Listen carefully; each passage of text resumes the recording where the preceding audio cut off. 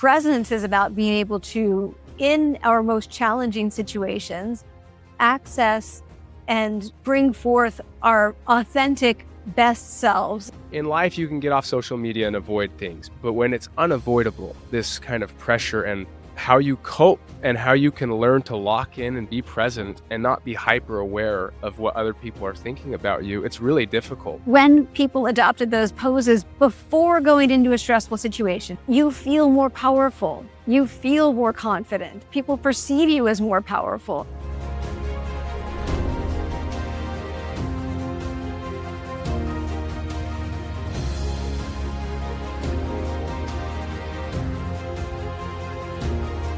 All right, everyone, welcome back to another episode of Paradigm Shifting Books.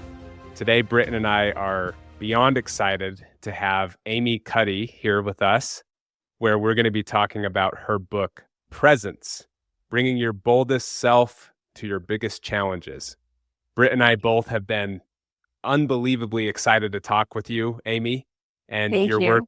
Your work has made a huge impact in both of our lives. So we're excited to get into some of the specifics, but first wanted to ask you, I believe you're a native Pennsylvanian. I am, yeah. Awesome. And are you an Eagles fan? Who are the Eagles? What's that? Yeah. I am an Eagles fan. Go Birds. Oh, that's great. Could go one of two ways. You could be a Steelers fan. So No. And my Australian husband could not be more excited that I am talking to I love it. someone from the Eagles. Awesome. We love it. So I know Britt has some questions specifically related to Eagles and punt returning, but I thought it'd be good first, Amy, if you could maybe share with us, what is your definition of presence? It's the title of the book, and wondering if you could talk a little bit about the definition. What is when I first came across your work years ago and I saw presence, I asked myself the question, like, is she talking about being present, like in life, or is it more about bringing your presence to a situation? So Right. wondering That's a if good you question. could expound on that a little bit. Well, and we've already omitted one definition, which is what kids think when I say I wrote a book called Presence. They're like, great, it's about Christmas gifts. But it's not about that either. When people think of presence, I think they often imagine this sort of transcendent state that's kind of permanent, and that you reach after doing enough soul searching and spiritual work, and you somehow ascend to this place, and you don't go backwards from there. And that's not what I'm talking about. I'm talking about our ability to, in our most challenging situations, access and bring forth our authentic best selves. And it's funny, I mean, since I wrote the book in that time, I feel like not just because of my book, because of the sort of zeitgeist, there has been so much discussion of the best self. Like, you hear the term so often, or authentic self, that it almost has become meaningless as that happens. Yeah. And so I've been saying recently, authentic bravest self.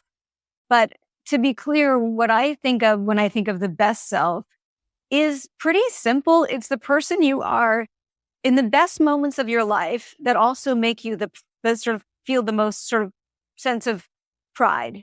The moments when you're connecting with others, when you are loving and feeling loved, and you are respecting and feeling respected. And often those moments occur with people that we know well, who we're comfortable with. So the challenge is sort of, how do we bring that person to these, work situations that don't feel as comfortable? Why would we not want to be that best version of ourselves in these sort of professional challenges? So that I think of it as bringing your authentic best or bravest self to your most challenging situations. I love it. I think it's a lot less daunting than imagining, your best self as a constant state of being, like you said. Yes. And it's almost, that can feel idealistic at times to get to that state where you're Absolutely. never regretting how you're feeling, but I think it might be good just for our listeners. Um, you mention a lot of different scenarios in your book, and you get so much feedback from people about different things where they're using this idea. If you could maybe just off the top of your head point out a few different scenarios in which this might be Yeah. important. Well, it's so I usually ask people to think of the situations at work, or it could not be at work, and it's a lot of times people apply this. I'll give a talk in a work environment, and people come up afterwards and they say, "I'm going to tell my kids about this," or "I'm going to use this in conversations with my teenager," or so.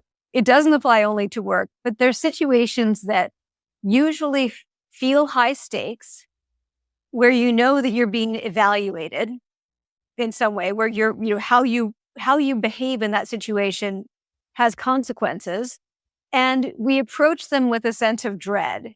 So we do what my grandmother used to call borrowing trouble from the future. We sort of decide in advance that they're Yeah. not going to go well.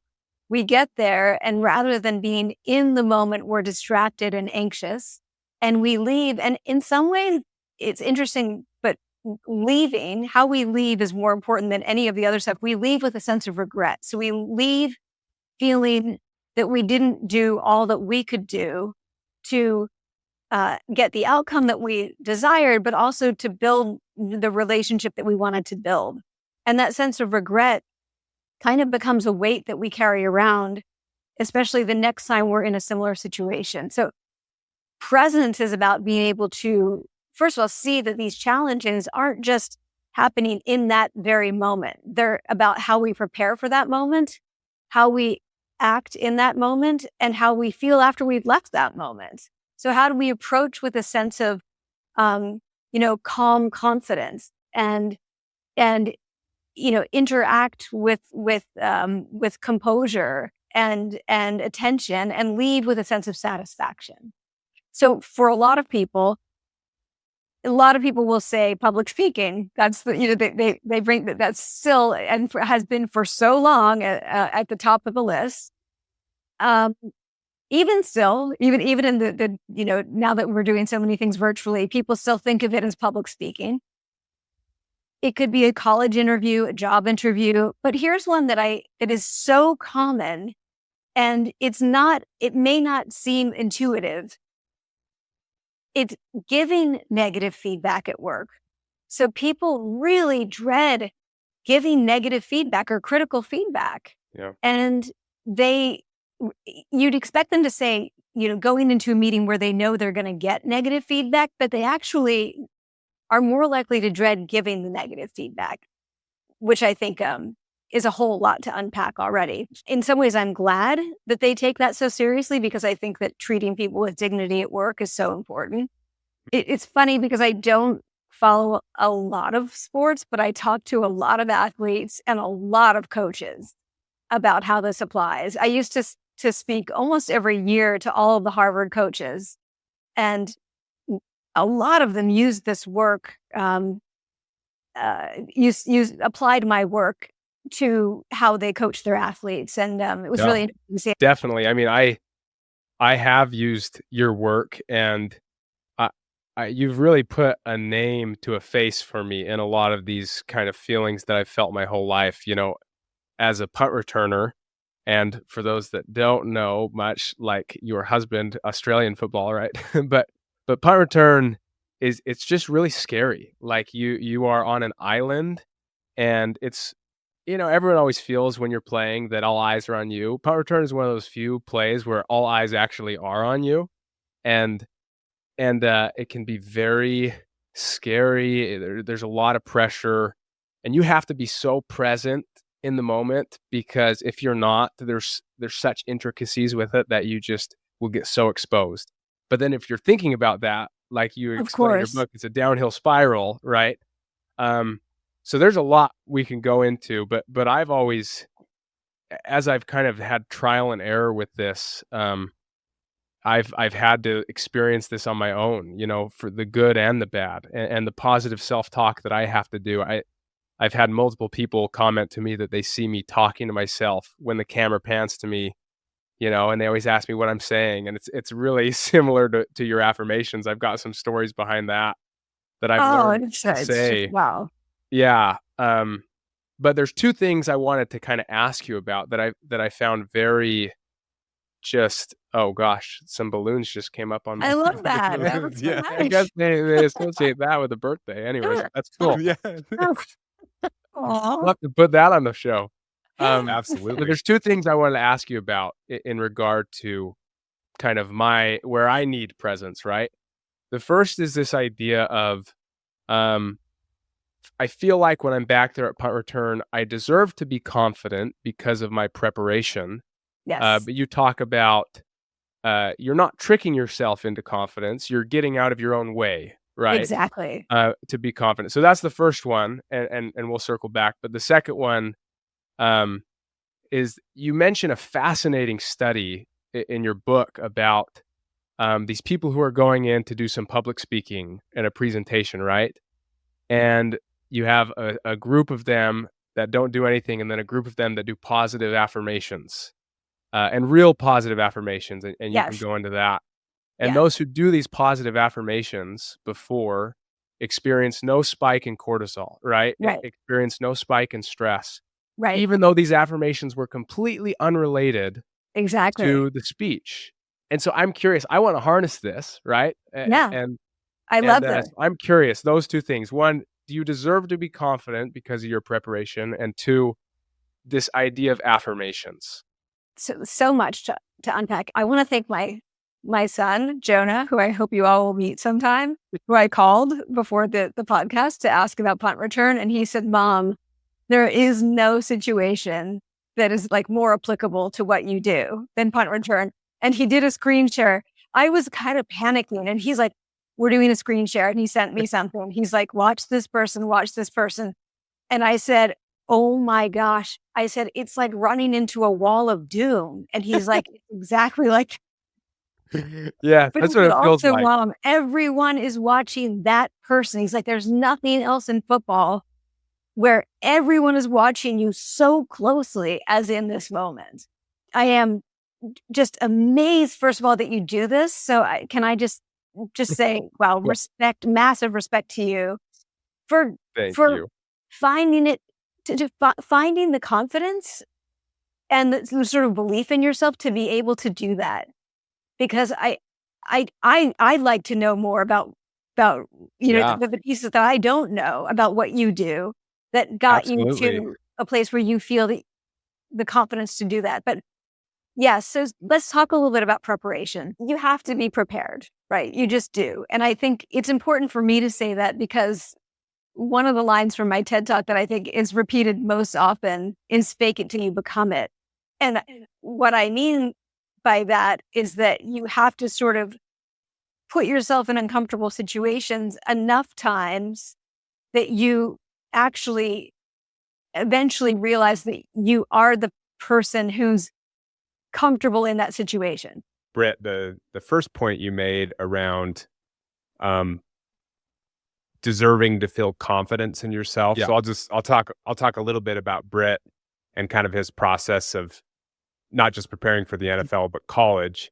So in high school, Britton was actually played quarterback, which you don't see because Britton's 5'8", not the biggest guy on the field. The smallest. So yeah. So when he went to college and Britt went to the University of Utah, he realized that his way of getting on the field, probably the easiest route for him was going to be through punt return. And his head coach, Kyle Whittingham, who's one of the most winning head coaches in all of college football, he knew above all else, he wanted his punt returner to be completely secure, never miss a catch. So what Britt did, and I like to say I had a hand in this, is the summer before he went to college, we went out and we did 50 to 100 punts every day. We actually had a jugs machine that would shoot the ball extremely high in the air. Oh, and Britt would catch. So literally for about 2 or 3 months, Britt was getting 50 to 100 reps of catching the ball a day, so that when he went up to the University of Utah, I don't think you dropped one punt as a freshman in practice. Yeah. And that basically got you on the field, and that work you put in not just is obviously helped you at the college level, but it translated obviously to the NFL as well. So I just love that concept of reminding yourself, yes, you can be confident because you have these wins, these small wins you've accumulated, internally yourself, that you can draw upon. And that's how I am interpreting bringing presence to a situation, is you can draw that out. Like, instead of getting nervous and clammy, and you say, no, I have the right to bring this confidence out because I've paid the price. You recall yourself in those moments doing it well. You know that you've gotten through this, that you've not just survived, but you've done this well. And I think that is, that might seem obvious, but I think that we still forget it when it comes to our own challenging situations, that we have to do them. We have to keep going through it to get to the point where we're doing it well. And to do it well, we have to feel that we deserve to be there. We have to have that kind of confidence. Yeah. It's interesting, T, that story is a good example because, the number one priority for my coach was just catch the ball. Anything after that was just a bonus, right? So that's what I worked on, was catching the ball. And for sure that I, all of those reps gave me that confidence, the whole trust your training idea. But it's also interesting. I think that there in sports and probably in business, there is kind of this glorification of someone who's a workaholic and someone who is ultra prepared, and I do think there is a line, and I think you reference this in your book, of preparation, obsessive preparation not being the only thing that impacts performance, and I've definitely felt that in my life. I feel like, honestly, I've caught more punts than any person, my age on the planet. I could attest to that. Well, that's probably actually true. That's but I do think with that fact. There is a point of diminishing return with preparation, and so I was wondering if you could maybe speak to that of, okay, I deserve to be confident because of my preparation, but I don't need to over prepare. There absolutely is a point of over preparation. And it's when we've rehearsed it so much, we know it so well, that we're no longer even having to think about it as we do it. And instead, that space that we had to use to think about doing it. And I'm not saying that this always happens, but it gets filled with anxieties about what else could go wrong, right? I think that's what happens. So I tell people they have to stop sort of preparing the content or the skill and start preparing their mindset. At some point, you have to stop preparing. Say, let's take the job interview. People prepare answers. The problem is that you don't know what you're going to be asked. And at some point, you become so prepared that you get locked in to a script that may or may not unfold, because these people, whoever's interviewing you might ask different questions or might just want to talk to you. But because you've locked into those answers that you prepared, you can't engage with them. You can't hear what's actually happening and respond to what's actually happening because you prepared something different. So instead, we have to stop at some point. We know the answers, and we have to instead prepare ourselves to feel that we deserve to be in that room and prepare to be engaged and interested in the person that we're interacting with. Because what happens is that people start to use these, impression management strategies, which psychologists just refer to as IM, impression management. And the more we use those impression management strategies, like I'm going to choreograph my body language or give a firm handshake or answer it this way, it actually makes us seem less authentic. because we're being less authentic and we're less likely to get the job. So in the research on impression management, which to me is a bit about over preparation and sticking to a script that's no longer working for us, when people use more I am tactics or techniques, job interviewers pick up on that and they are less likely to want to hire them. They want you to be you. We want to know who we're hiring. We want to know who we're bringing into our home. We want to know that we can trust that person. Let's talk about self-affirmation. When people think of self-affirmation, they kind of imagine this, kind of comedy sketch where we're telling ourselves that we're great at something that we've never done before, right? So it's sort of like you have somebody who's about to start a ski race and they're imagining the course, but they've actually never skied before. But if they tell themselves they're great, they'll be fine. We know that's not true. You still have to be prepared and conditioned and ready for that challenge, physically, or if it's an intellectual challenge, you have to have the knowledge, right, to do that thing. But even with those things, we're not always ready for the challenge, because in those moments, before we are in that challenge, we start to feel powerless. We start to second guess ourselves. We start to feel like we're not sure who we are. Do we deserve to be here?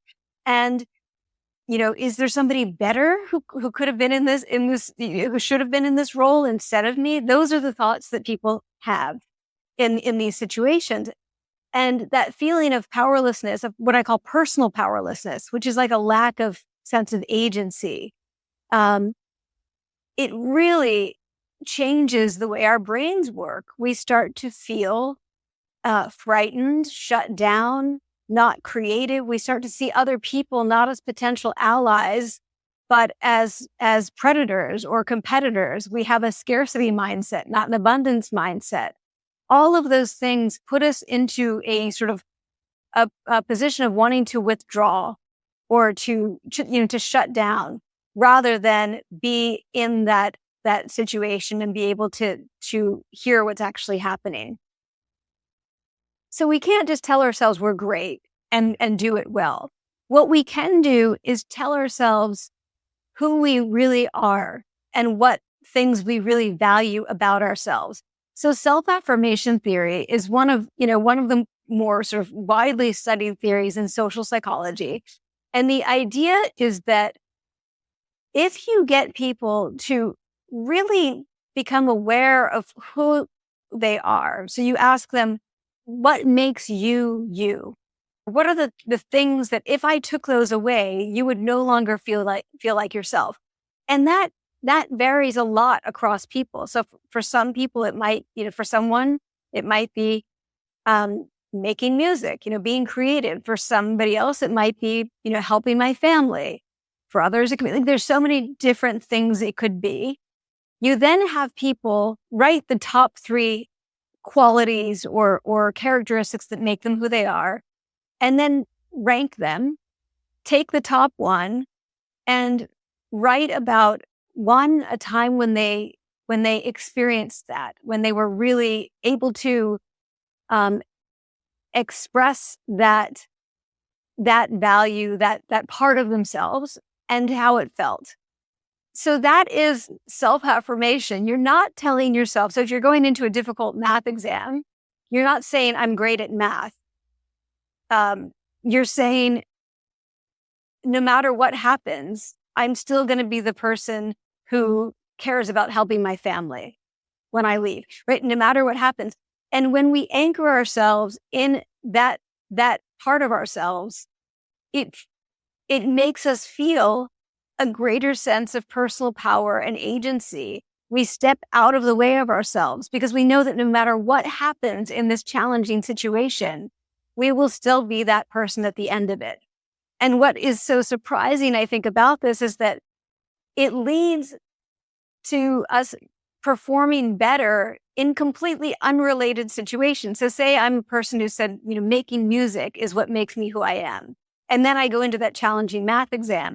I will do better on that math exam, even though it's completely unrelated to music, because I'm not feeling that anxiety and powerlessness that distracts me from doing well, because I know that I'm still going to be that good person when I leave.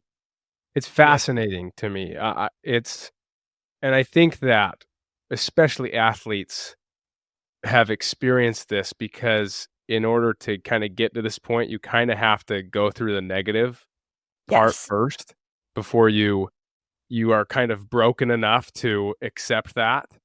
We had on Dr. Craig Manning for his book a couple months ago, and he trained Giannis Antetokounmpo of the Milwaukee Bucks. Yeah. And he talked about how literally in the finals, the game before the finals, he came to his house and was at total peace with himself as a person more than a player, and then that led him to the best performance of his life.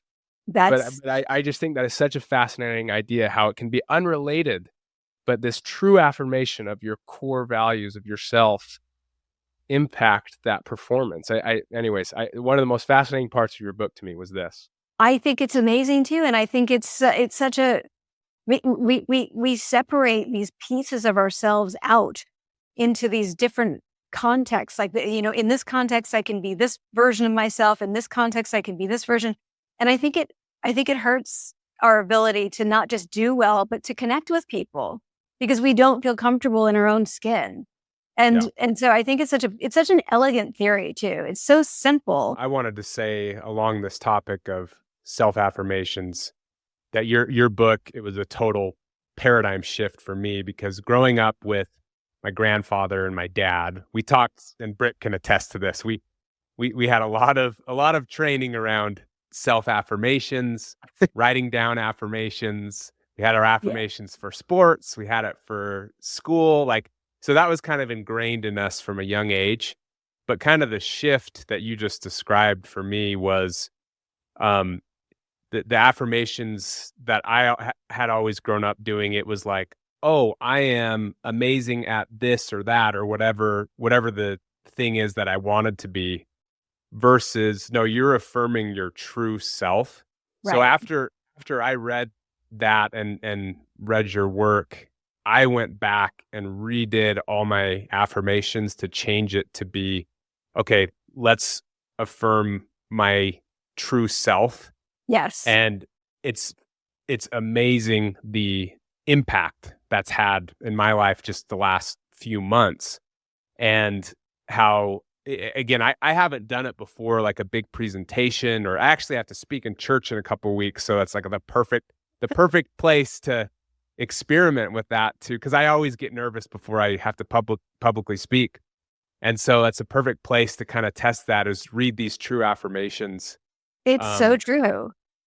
Yeah, I moved a year and a half ago to Venice Beach, California. I still, I had been in academia my whole adult life.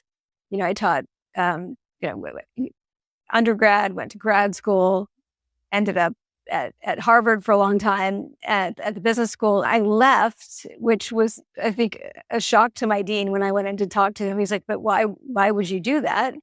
And part of it for me was realizing that that's not where so I cannot nourish my best self if I'm just in the ivory tower. So I knew that, having grown up in, rural Pennsylvania, like really an Amish country, and not feeling better than, different from really anyone, that although I love teaching, I like speaking to a broader audience. I like to be part of a community that is more diverse. And so living here allows me, so I roller skate a lot. So I roller dance, and I was a roller skating waitress through college, and I was a ballet dancer. That's awesome. Doing this, I love music. And so being out here near Venice Beach, where I have a huge community of roller skaters, I know this seems so strange, but this community of roller skaters, we don't really know each other's jobs. It doesn't matter. This community matters so much. This little public space where we can roller dance, it is the most supportive community of people And I know before I do anything, I remind myself that I'm that person.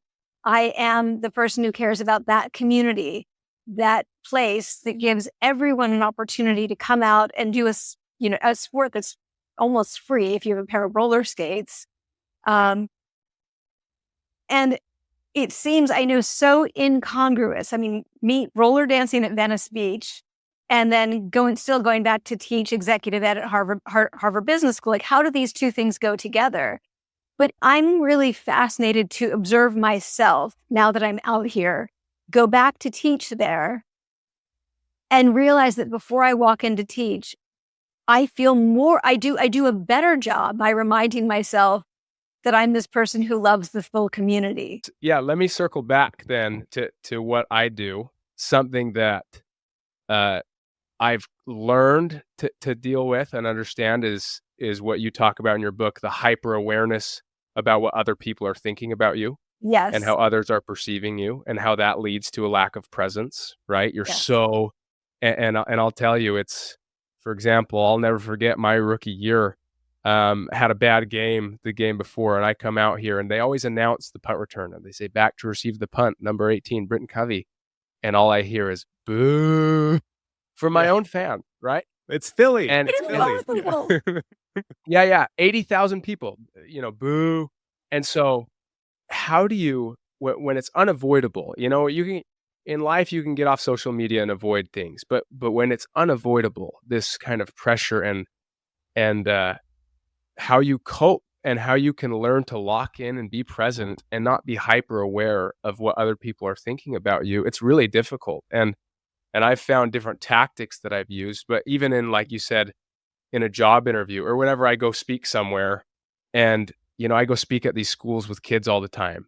And for some reason, all I can do is lock in on that third grader who's not paying 1 ounce of attention to me. And that's the only person I think about. Yeah. And because I'm thinking about that little kid, Yes. then I get flustered, right? And this idea of being present and not hyper aware of what others are thinking of you. Oh, it's so true. I mean, wow, isn't this interesting also that, what you do is kind of most people's scariest dream, right? Because most people haven't, don't have this skill. And so it is, I bet a lot of people have dreams about this kind of sports situation. I kind of want to call them nightmares, but you actually do this, right? Yeah. So it seems like it is the perfect metaphor. To be in that position, right? Your name's being called. So these challenges that I talk about, you're being judged. Yes. The stakes are high. And it involves multiple people. It's not just you in a room alone. People are watching, they are observing you, they're perceiving you. Punt return it's that times a million.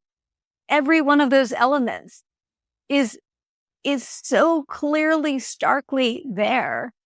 And you have found a way to do this, but still there are situations that might throw you off. Like that third grader in the audience of the school. I think it's so, in a way, it's really important for us to see that no one gets to the point where they are able to be present perfectly all the time. It doesn't, you can be an absolute master, the best at one thing and still get thrown off. And I think the reason I say that's important is because we do have to be easier on ourselves when those situations don't go perfectly. Because if we get hung up ruminating, or what psychologists call in more jargony terms, post-event processing, if we continue to process that and go, well, why didn't it go well? What if I had done this? With all the what ifs, all of the counterfactuals, it's going to be much harder the next time. And I think it's just so important to realize that there's no one on earth who's gotten to the point where they can be perfectly present and perform at their best in every situation. And that is okay. Yeah. Because if we let ourselves off the hook a bit, when it comes to that kind of anxiety, we give ourselves much more opportunity to improve. right? To be Yeah. present. If we're so hung up on the fact that we were not present, we're going to be hung up on it next time we go into that situation. We say, oh, I wasn't, and I'm going to move on. And this time I'm going to be more present. We're able to be more present. One quick thing I'll add too is I've been in the stands at Eagles games and other games when the whole stadium is booing my brother. And let me tell you, my reaction is one of anger and, and frustration and feeling like this unfairness of like, I'm going to defend my brother, as he's back there. That was your rookie season, Britt. And I remember talking to Britt after games when he was kind of going through this phase where there was a few games where he was getting booed. And it took him like once he had a few good plays. Now I feel like Philly fans really love Britt. But there were those few games when Britt would just call me after the game and say, man, it was clearly like weighed heavily on you, but I admire your ability through that somehow you were able to manufacture kind of that presence and confidence amidst this. Again, Amy, it is the perfect example. It's so, my mind is, sorry, I'm sitting here with my jaw open, because like my mouth open, because it is so perfect. I can't stop thinking about all of the different applications. Yeah. Well, and I want to, can I become the interviewer for a moment? Absolutely. Yeah. No. Let's think about someone who's applying to colleges, and they're preparing to go to an interview, a college interview. Can I ask you how you would use what you do and your understanding of presence and preparation and mindset preparation? How would you tell them to apply that to a college interview? Yeah. Well, I think for me, one of the biggest things that I've learned, there's an interesting paradox that I've felt multiple times in games where when I'm on the sideline, and I don't feel it every game, but some games when I'm just feeling nervous, and this is what's great is I talk to some of the best players in the world. I talk to Jalen, I talk to AJ Brown, all these guys are the best in the world, and when they say they still get nervous for a game, that kind of makes me feel like, okay, this is a normal trait. Like you said, you're never gonna just outgrow this all the time. Some people are better, but it's a trait, and or it's something you can learn. So I still get nervous, and it's such a paradox sometimes when I'll be sitting on the sideline hoping that there isn't a punt return opportunity. And it's so strange because I'm like, okay, oh, thank goodness they converted that third down. I don't have to go out there.